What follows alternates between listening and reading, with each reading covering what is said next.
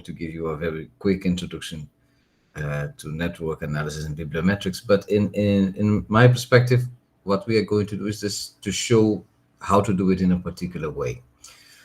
Because I'm going to use tools and sources of data that you probably already have access to somewhere else, and you probably have seen it in other videos and other trainings that we have made here at Ensino Publicano Initiative by the University of Granada. And in a moment, if you have any question or any doubt, anything to ask, you just stop. I understand that it's 1 hour, it's a very short time, but just give a glimpse of what you can do. Then you can feel that, oh, that may be useful or not to me. Then we can even schedule all the training sessions if that interests lots of people. Okay. So thank you very much. Do you want to say anything else, Victoria? Thank you, Alysson. Just to remind all the students that this course will be recorded, and then we will have access to the full recording on our YouTube channel and on our website, just in case you want to rewatch it. And of course, in case you have doubts or want to ask questions, you can use the chat box or raise your hand in order to ask Alysson whatever you need. Thank you.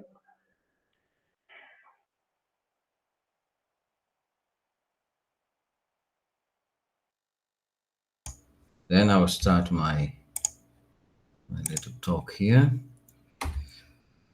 So the networks, right? You probably, if you've been working with scientometrics, bibliometrics, or any meta science activity, you probably have get acquainted with networks. It's an abstract structure composed of nodes and edges. Sorry, Alysson? Do you hear me? I cannot hear you now. Maybe it's let me put microphone better. Is it better now? Yes, do you hear me? Hello, hello. Let me check if it's just me. People online, do you hear? Hello. I can hear you, Alysson. Oh, thank you. So I can hear you too. No problem. So it's okay. Victoria. Now?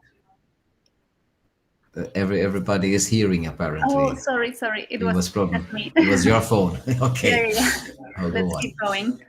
Okay. So it's an abstract structure composed of nodes and edges to represent relationships in a complex interaction. So it's really studied in computer science in the field of graph theory. So this is a graph. A network is a synonym in computer science for a graph, because we use networks for different in different contexts as a word. And in our case, we are mostly thinking about connections among scholarly entities, so authors, institutions, works, research projects, funding institutions, whatever scholarly entity that we want to analyze in connection with others, similar ones, then we will apply this idea. And therefore, we will use here in this presentation a few tools. We will use VOS Viewer, iGraph, Google Collaboratory, and Google BigQuery. That's presently there is a bias in this, because these are the tools that I mostly use, and I have some reasons, some practical, very practical reasons to use these combinations. Maybe I can explain them to you. And they are very easy in their interaction. Of course, many of the things that we do, you do in network analysis, you can do just with VOS Viewer. There is at least one other training in the Ensino Publicano library at YouTube that you can see that's specifically focused on VOS Viewer. There is another set of trainings by me where we deal a lot with Google BigQuery and Google Collaboratory. So you could combine these two, and then as a third step come to this training that we are having today. And then these are the tools I'm going to combine as in a seamless way, so you could use to make some analysis that you would not be able to do just with VOS Viewer, for example. So An example of a network is a citation network, where you have a series of papers that cite one another. And then we can say that you at a certain level, you have this paper citing each other, and then in a certain other level, you have authors citing each other.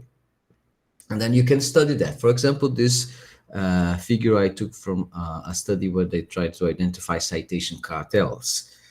But then you need this kind of this kind of abstract mathematical entity to study that.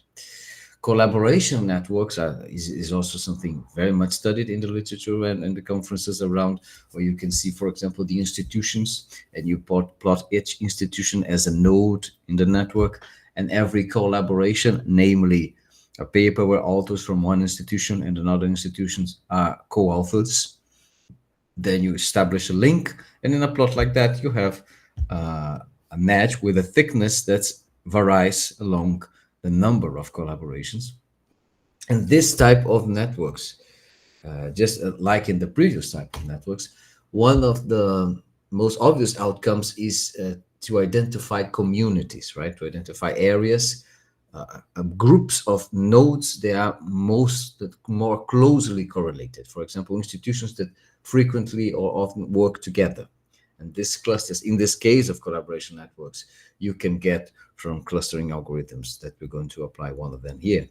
And similar is the case to study research groups and research networks if your nodes are authors, are researchers.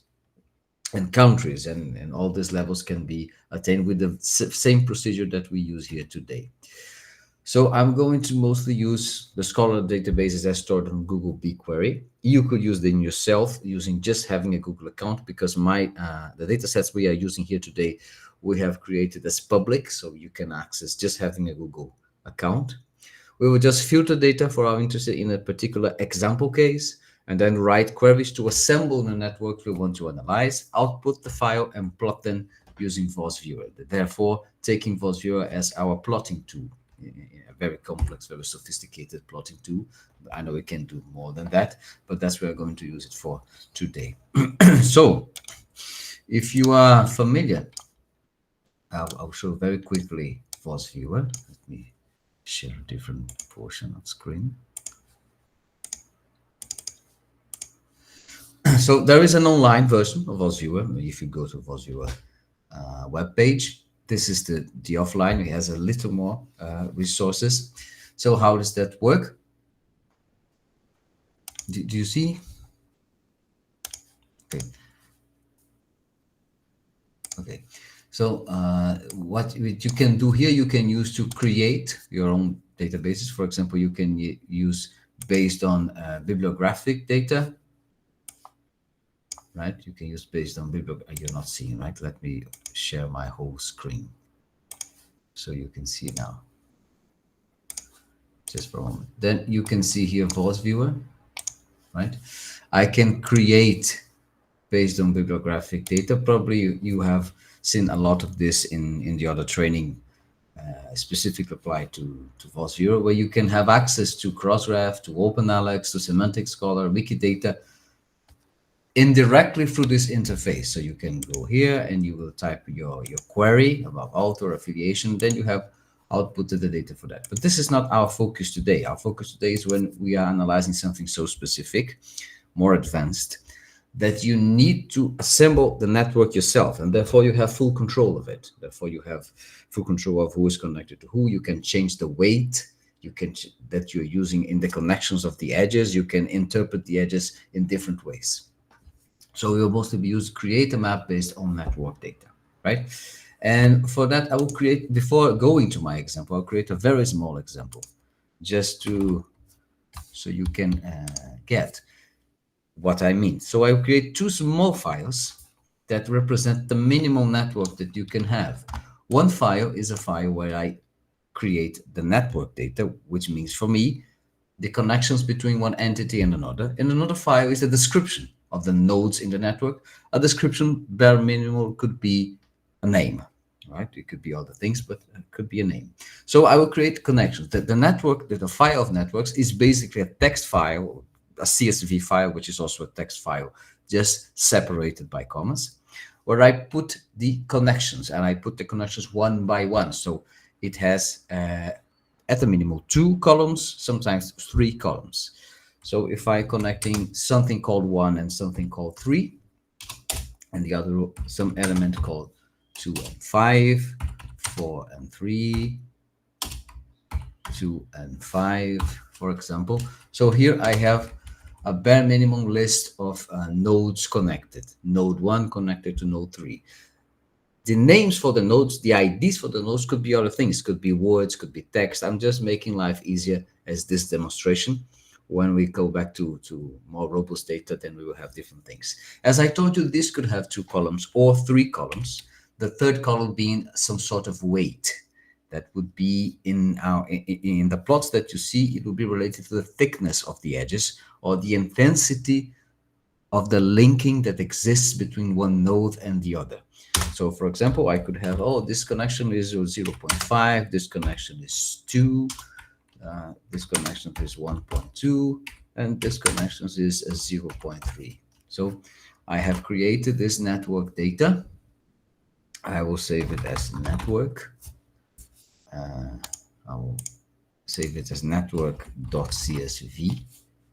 You notice that there is no header in the file. And I'll create now a new file.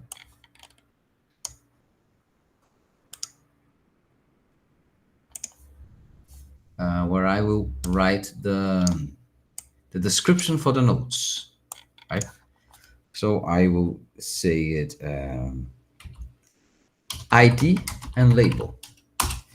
These are the 2 minimum columns. ID is the code, whatever the code, it could also be a name that I use to describe the node, and label is the word that should show up in VOS Viewer as the name for the node, as something that's visible, because it's very likely, it's very usual that you use numbers for the for identifying, or some code for identifying the nodes, but then when you want to see plotted, you want to see names, or you can have also other fields here that I will show you. So I will give a label for every one of the 2. So I have every one of the nodes. So I have 1, 2, 3, 4, 5 nodes, and I'll give them names. I will call this one A,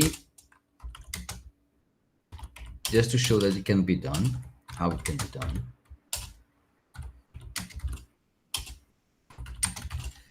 And this is the minimum, but I could add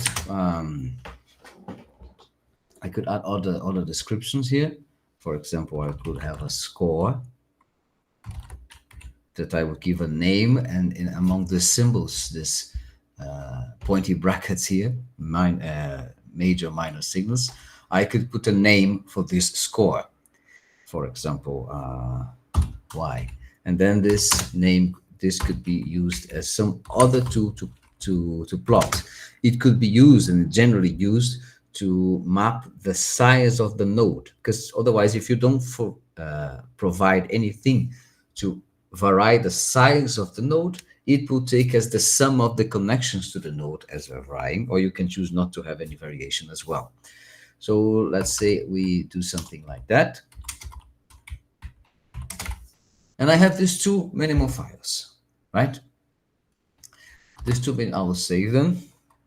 I'll call this nodes.csv. I will save them as all files. And then with these 2 files, I can create a map based on network data.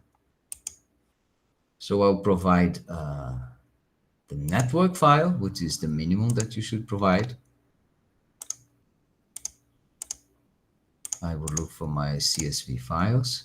So the network, and here it says the map file, because you could in principle also provide X and Y coordinates for the nodes on the drawing, on the figure.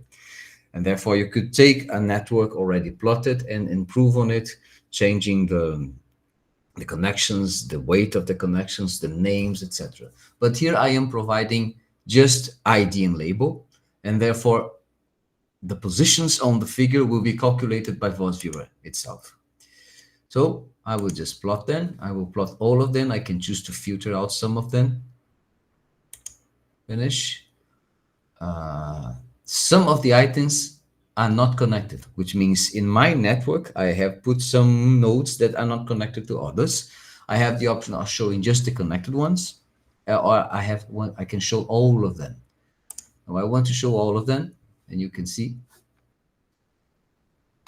Oh, I'm sorry, they all stand here too close to each other because I have two clusters. These three are connected, these two are connected. You see the two here, but they're too close because of my poor numbering. Let me do something better. Let me put connections, more connections, because I just wanted to use an example. I will open it.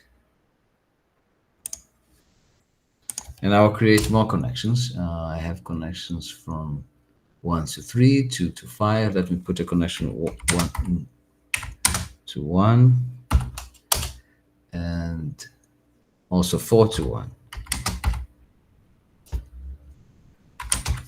I will save like that. Now plot again.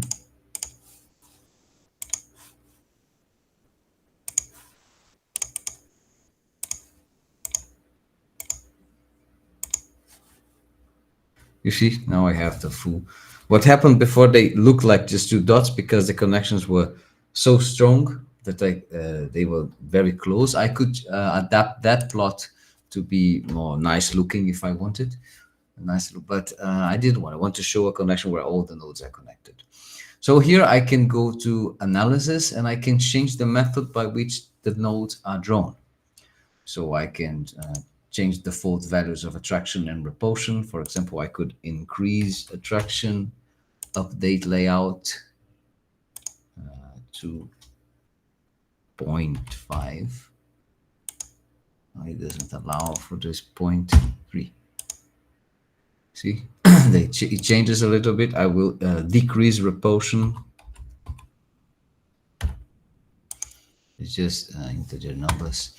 And you see, it also plots colors because the colors, the clustering that is automatically calculated by VosViewer, which means some algorithm estimated that these three nodes are more connected to each other than these two, which are connected among themselves. So plotting different colors for different clusters.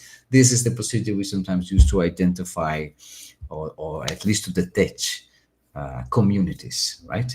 And I will show you here how to do it yourself if you want to use a different algorithm, or if you want to just to fine tune everything, or even to select specific weightings to use for the algorithm.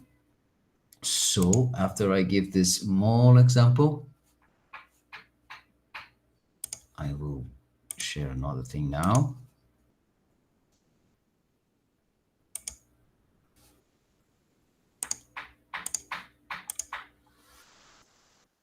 So up to now, everything is nice and no questions. So I just remembering what we are doing, and I presented you very quickly what is VosViewer. If you have not seen it before, now you have an idea how it works, and I show you very basic files that you can use it to build networks on it. Maybe you have used it, but just with the interface for typing and querying, and without really seeing how the files are assembled. That's what I wanted to show them.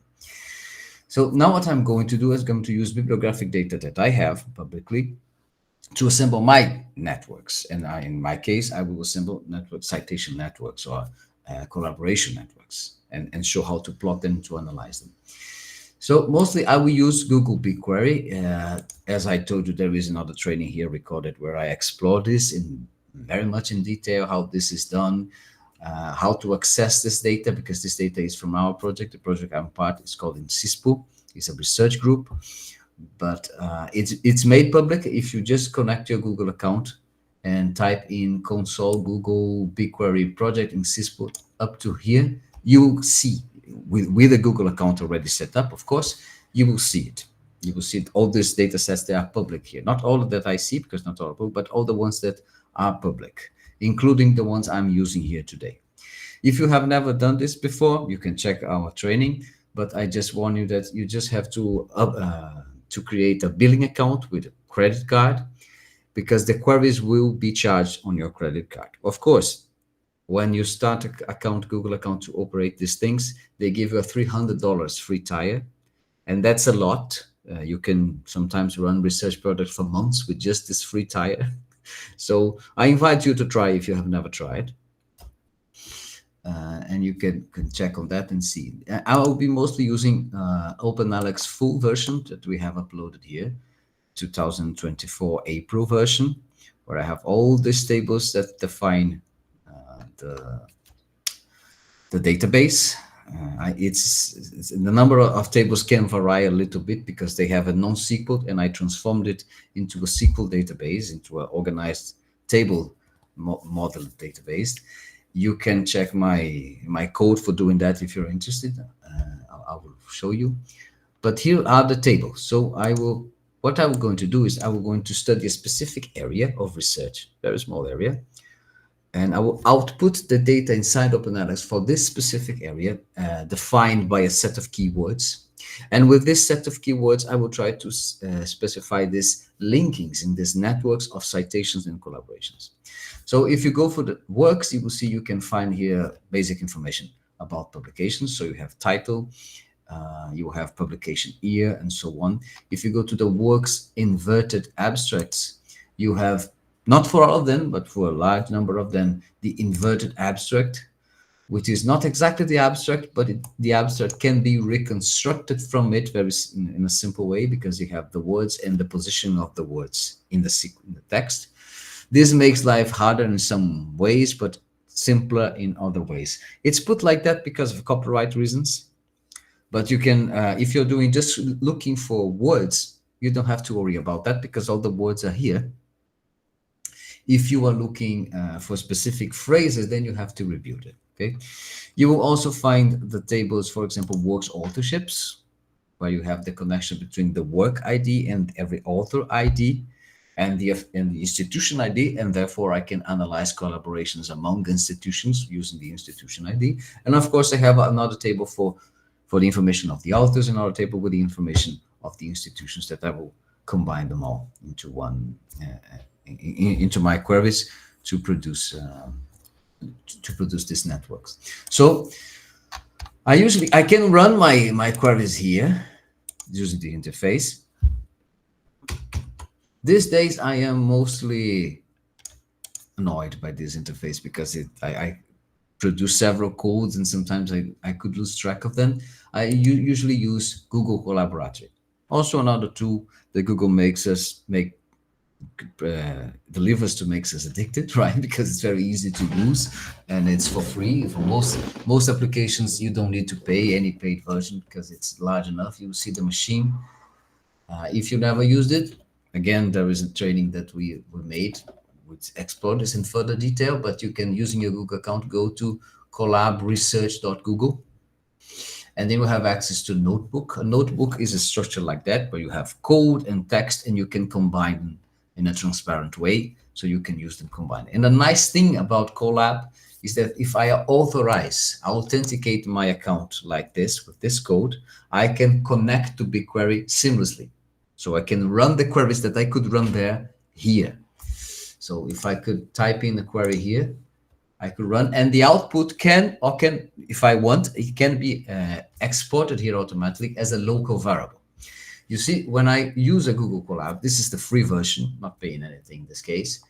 I have this machine which contains is 100 gigabytes drive, and because of my space on drive, and this is 13 gigabytes memory, which is a lot for a free machine, free cloud machine.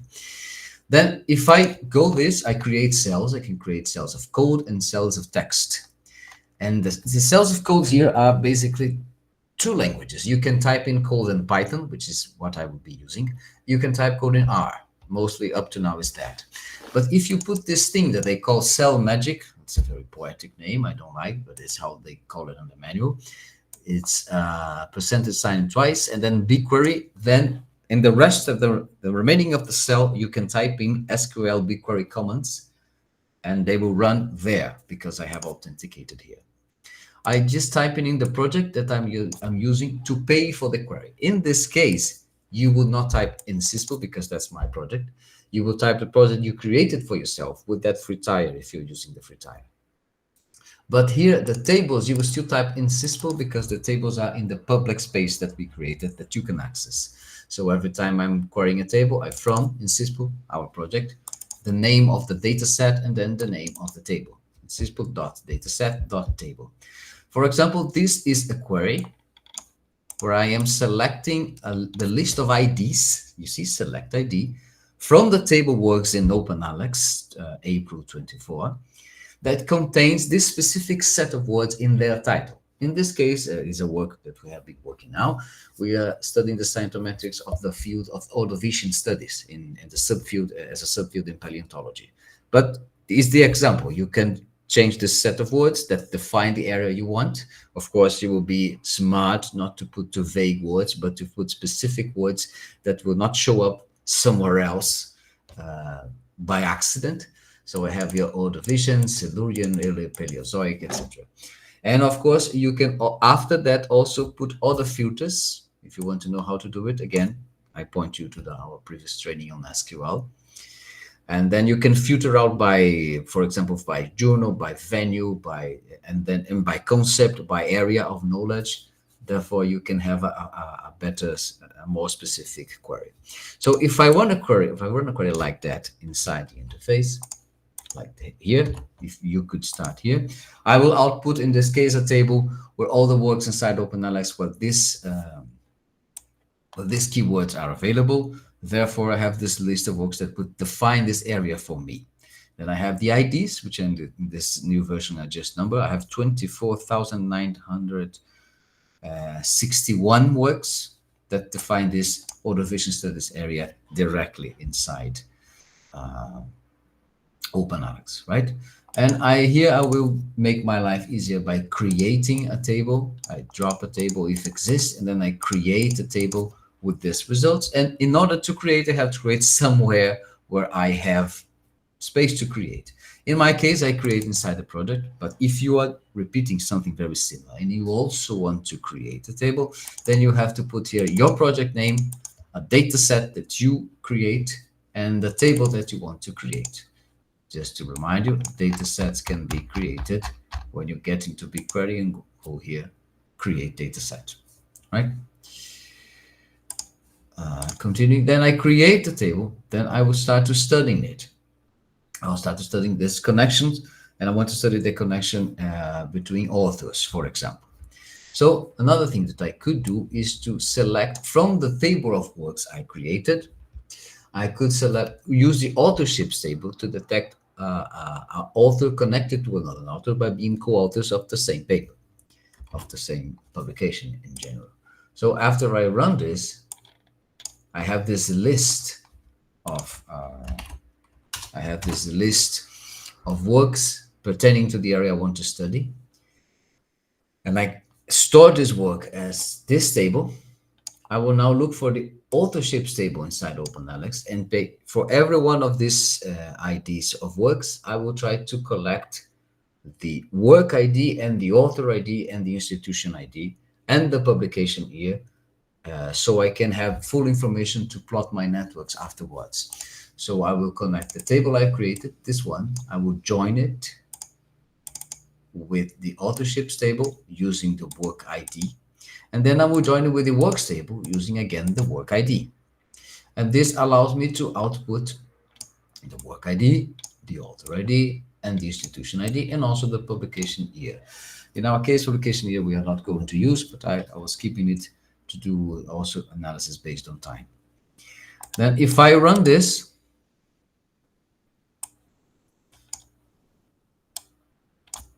I have the output. That will be the resulting table. And the table will be the work ID, an author, and the institution and the publication year for all this list of works. So out of 29,000 works, I have 49,000 authorship relations. So an author, because every work can have several authors. And then I have this table, and I will use this final table, this already filtered table, to make my life easier and do the crossings of institutions and authors. I could do it directly on OpenAlex again, but filtering out my data set of interesting thing, makes my life easier because I have smaller tables to query and to cross, right? So you will notice that I can run here, or I can just click here and run the same code. A few details about that. If you run just a select statement, the result is a table and will therefore be outputted here as a local variable inside Google BigQuery. If I do commands that create table there, an inconvenience is that the output is not here available on Colab, but it is locally and on BigQuery. So it does not occupy my local memory here. I can use this to do very large tables, even tables larger than several tens of gigabytes, because I'm not using memory here. I'm using BigQuery, which managed memory. So then I will run queries to connect things. So I want, for example, to take this table that I created, which is author, work ID, institution, publication year, and I will use it to connect an author to another author every time they share a work, right? So I will do this statement. I'll put it here. I will do this statement, right? And this statement I will select from my table. I will run on my table again. I will cross my table against itself. So because I will look in the table, look for a certain work and see where this work happened again in another author. And then I'll say that these two authors are connected by this work. So from the table I wanted, I will join to the same table by the work ID. But of course, I could create some repetitions that are not interesting, because an author will could appear again against itself, and I don't want also to copy repeated information when I have author A and author B, and then appear again author B and author A. So what I do is I put this filter where one author is larger, in the sense that's after or before the other. So I just get one side of the connection. Then with this joining, I create this table where I have one author, the other author, the publication year, and in this particular case, the institution that this author has been affiliated in this particular work, and the other author's institution. This will make my life easier if I want to study institutions collaboration, not just authors. Therefore, I create this resulting table. I'm sorry. Identifier. Okay, you have to select the whole block or not select anything, nothing. Therefore, I'll produce this. I'll output this table, which contains the code for an author, the ID for an author, the ID for the other author, the publication year, the institution. The first author is linked, the institution, the second author is linked. In this particular case, they are both from the same institution, right? You see here, everything are numbers. I could have used names, but I prefer to work that way because it's more efficient in terms of time and memory. And also because I can add numbers afterwards by checking the authors table at OpenAlex, where I have related to this code, all the information about this author, and the same goes for institution and work. Okay, but you must notice now that this is already a connection. It's already a type of a table, the one that used to input to VosViewer, right? I already have author 1 connected to author 2. This is already a connection. And now I could, for example, aggregate then every time the same pair of authors happen in number of works, and create a sum of this, a counting of the number of times 2 authors appear as a weight. And I will create that similar table that I inputted to OpenAlex to draw a collaboration network. So this is what VosViewer does when you ask in its interface to draw networks based on bibliographic data directly. So you could ask, why should I do this? Because I have this on VosViewer. Well, if you just want to do that, you are right. But if you want to fine-tune things, if you want to add different weights, if you want to filter by date, all these things are going to get increasingly more difficult. And with this process that I'm showing you, you can do whatever you want, because you have direct access to the microdata involved. So I created this table, and now I outputted here a table of the information for the authors, because I wanted to see their names, for example. So I output just the author ID and display name from the original table at OpenAlex table, so I could plot it. And now I will do the same for the institutions, right? So I will go for the institutions table. I will just type this in, for example. And I will take my table of connections, and I will look for the table of institutions in OpenAlex using the author ID, and I will plot the institution name. I put this distinct because I don't want repetitions. Just a moment. Oh, I forgot to run the previous one, but okay, you got the idea. I don't waste time on this now. Now I will create, for example, the citation network. I could use that, and I will use the other table inside, because now I could put the authors network, the process I showed you. You could do the institutions network by the same process I showed you, because you have a table that connects one to the other. I could create a citation network, for example, where I could collect the references from one work to another. If you go to the OpenAlex tables, you have a table called works referenced works, where you have the work ID and the other work ID of the referenced and referencing work. And so with this, you have nearly 2 billion references. It's not complete, but it shows connections between words. So here you could do something very similar to what I did with authors and institutions. You could do for work, where every node is a work and a connection is a citation, right? You can also go for that direction, same process. Now that you know how to create tables, I mean, at least that you have shown it, you can try it yourself later to see if you really understood in detail. I could take any of these networks, of this table showing one thing connects to the other thing, and cluster it myself and run a clustering algorithm. How is that done? I would do it mostly what Vosio does under the hood, right? I would do with the regular, similar code that they use.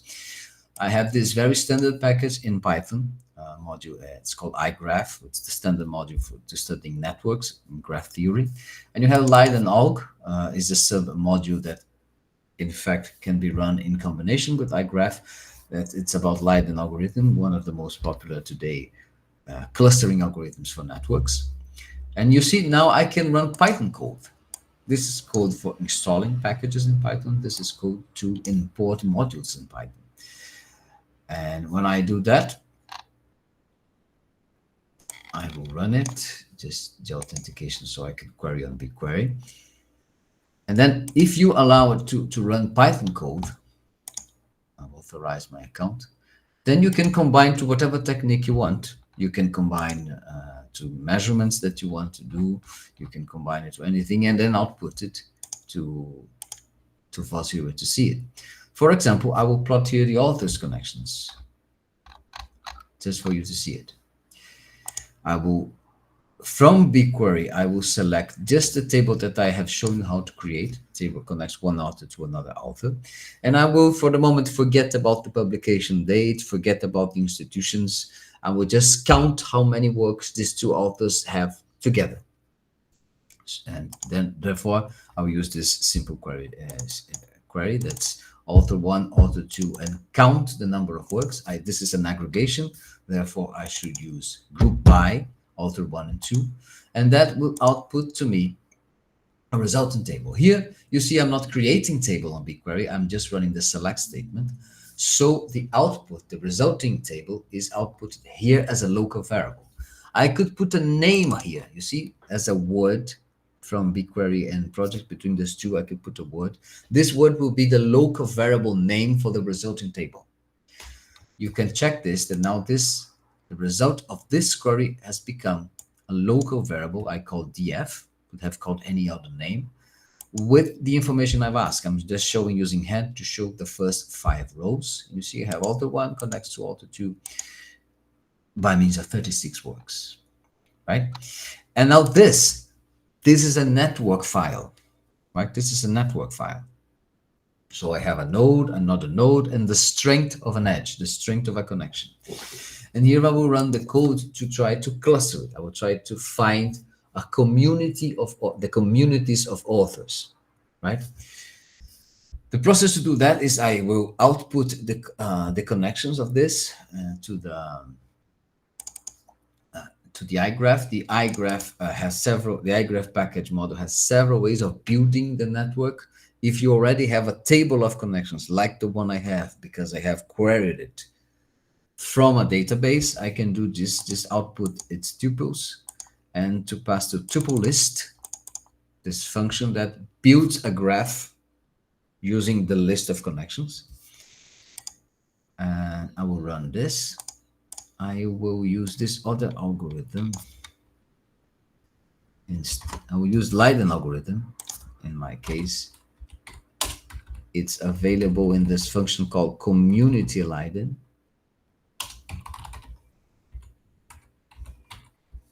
I will not use this one, modularity vertex. And I can choose a resolution for it. You see, it has 14,000 elements. Because not all authors have connections, right? You remember that. Not all authors have connections to each other.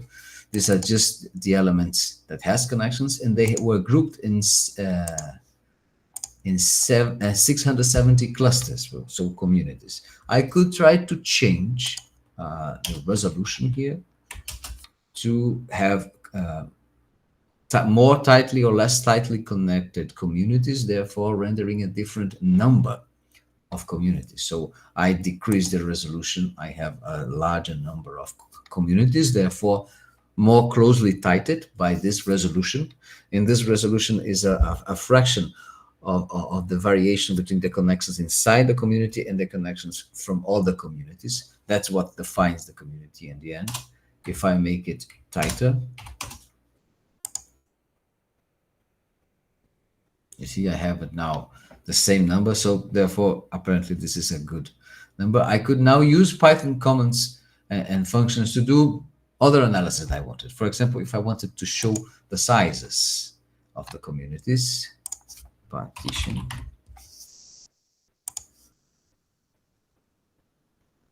So I have, you see, I have over 400 something communities with this size, and then 400 communities with a small size. So the majority of communities have a small size and others are larger.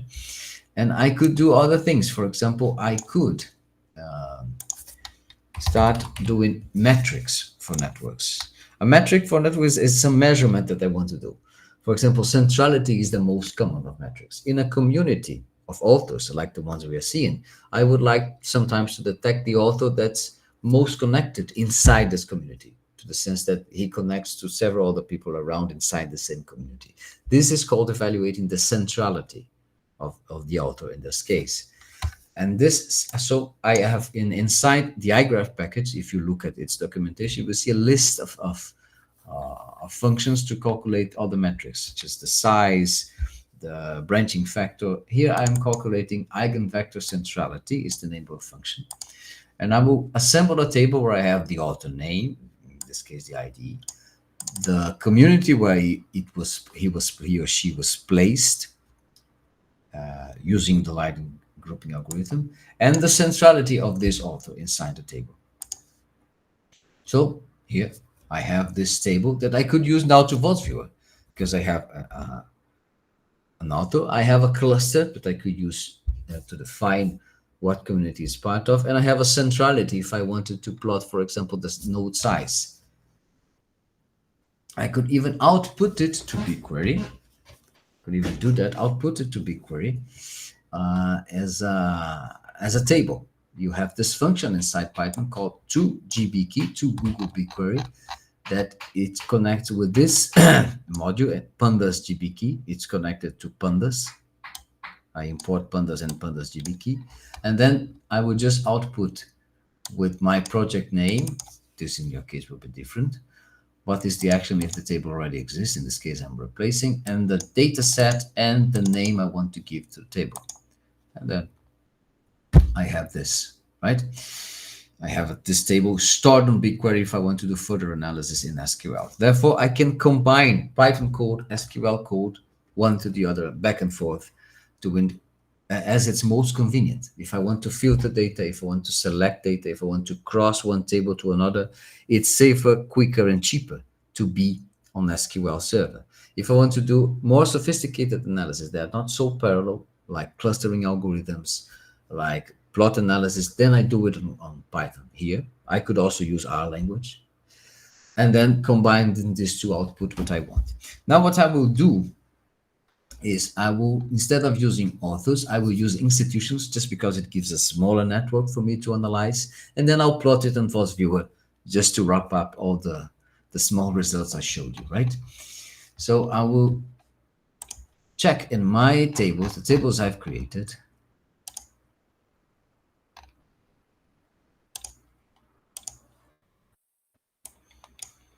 I have this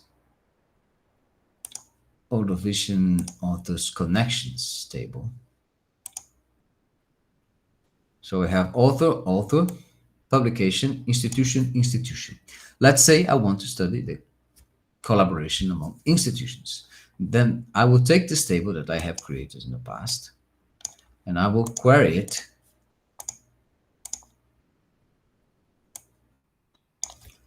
I will do something similar to what you saw the code for authors. I will do institution 1, institution 2, and I will count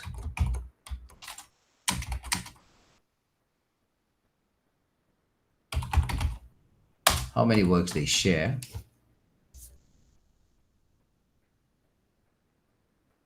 But since I'm counting this is an aggregation, I have to group by institution 1, institution 2. I will run.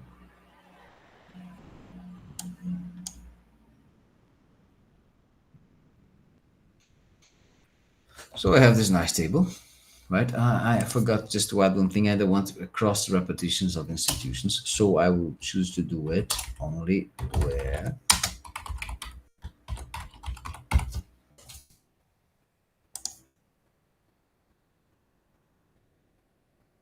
okay, then I have this thing, and I will output this table to VOS Viewer. I have several options. For example, one is just clicking Save Results as a local file. It's saving it. I will call institutions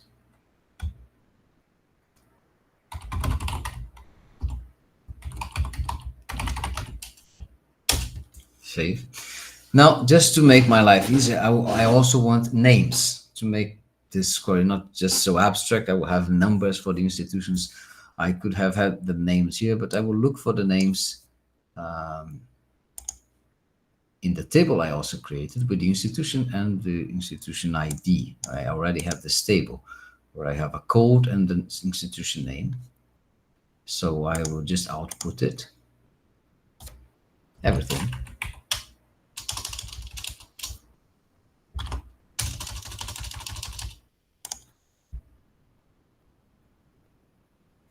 I will save the results.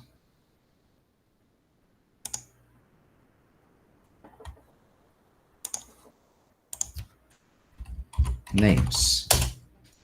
Okay, now I have the results saved. I will share my full screen again, because then at this moment it's easier. And I will again come back, create a map based on network data. I will look for my network file this time. Where have I saved it? Okay, I saved it on my downloads folder now. Downloads. So I have institutions Ordovician, this one, and I have institutions Ordovician names. This is the name I used. Oh, I just forgot one thing. VOS Viewer does not accept a label in the columns for the. This is you cannot have a label for the columns in the network file. So I will just erase them. I could have outputted without the labels using Python, but I will save it here. And this one, also the labels are not the ones they are expecting. It's just ID label. I'll save it. Now everything is fine. Create.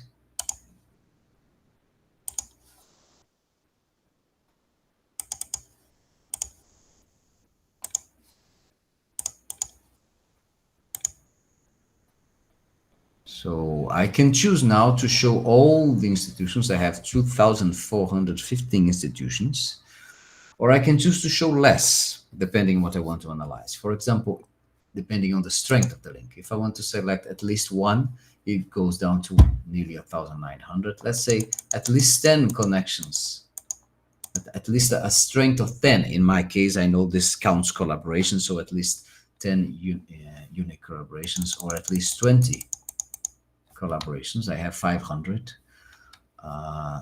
I will even, let's say I'm studying just the largest institutions, just to have a glimpse of how this field works, institutional terms. So I will narrow down to 50, at least 50 collaborations. Then I will have this, the list of institutions here, finished. And then that's the map for the collaboration among institutions. I want you to pay attention to the fact that I could fine tune everything. I could change the names, I could select the weights, I could select even the clustering algorithm using the codes made, because I outputted a connection and a labeling table myself instead of just querying using BigQuery. And then you can see here the names for the institutions: Chinese Academy of Science, Nanjing Institute. You see the Eastern institutions are here in these two clusters. Here I have French, Bretagne, French National Center for Science, Claude Bernard, and also connected to other ones. Here Spanish-speaking ones. And then I could study that with hypotheses that I have about how these things work, right? About how this, you see these two universities are isolated from the rest, but they have lots of over 50 collaborations, so they show up here: Korea University, Andong National University. Okay. Then there it is. So this code and the presentation I will share with Victoria, so she chooses to share with you. But this is what I wanted to show here in this very quick explanation. So I wanted to show you that you can use our public databases to query specific scholarly data, therefore creating tables that connect any scholarly entity that you want with another: authors, institutions, countries, works by means of citations. So the code I used to do it. And then with this final tables, using the raw files that VOS0 is able to read, you can input to VOS0 and plot whatever network you want. And since this I do by means of raw files, I can use Python or R in the code. Here I used Google Collaboratory because I can do a direct link to Google BigQuery, and I can work on it. I can run cluster algorithms, I can run network metrics and use it to plot. So if you have any questions, be my guest. And thank you very much for your attention. I had a question actually regarding those both viewer parameters. You can decide to change a bit in order to tweak the final presentation. Do you have any specific criteria you usually follow? Just to plot. Oh, yes. I don't have a specific idea. Just say what is nicer looking in most cases. But what does that mean? Let me just show the screen very quickly. So if you take VOS Viewer, usually what I want to see some things, right? If I am studying this cluster and its connection to the others, one nice thing that I can do with VOS Viewer and with the raw files is I would just show these institutions and the ones connected to it by removing rows, and then I have a better view. Or also I can use the zoom view, right? But this one here, this attraction, repulsion, and the algorithm, it's for our purposes, it's just how the nodes are split, how the nodes are shown. You see, I have the same connections again, just shown in a different way.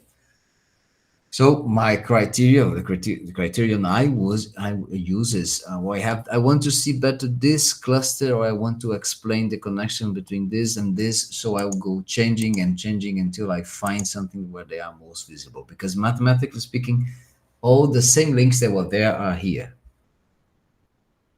I don't know if I answered you correctly, but just to show, that's the idea. I want to show what's more visible. If I want to emphasize something that is not that clear just by changing the way it's distributed, then I would filter out from the original file. Of course, if you can think a little bit on no normalization. What does that mean? It means that the distribution of nodes will not try to be normalized by the amount. For example, in this case, if I use no normalization, very small, very weak connections are represented just proportionally to the very strong connections, and in the way they are plot here. So if I have a few universities that collaborate very little in compared to the bulk, but they collaborate a lot among themselves from their productivity perspective, these universities will disappear if I do not normalize, right? So I would not use no normalization if I want to see that, but I would use it if I want to have just a broader sense, a broader view. Then I can try this when normalized by a logarithm view, right? Therefore, what is the logarithm thing? You see, it gets more uniform. The logarithm view will not take the connection, but will take the logarithm of the connection. Therefore, the connections that are very, very strong are treated more closely to the average, and the ones that are very, very weak are also closer to the average. So you smash the borders of this distribution with the lin logs. Therefore, I can have a view of everything is there without paying so much attention who is so much larger than the others. And okay, this hence can be expanded, but always thinking of which part you are trying to see. Okay. Right, so it depends very much on the objective and maybe the research question, what you want to highlight. Yeah, it's even if you go slightly trial and error, it's good because you're not changing the connections. The connections are there. If you have some hint, or I want to emphasize the ones who are large, or I don't want to emphasize the differences in size of connections, you choose non-normalized, log normalized, just fractional normalized, these things. But there are not so many, so you can trial and error them. Great, thank you. Are there any other questions? You can open your microphones or write them also in Spanish, if you like.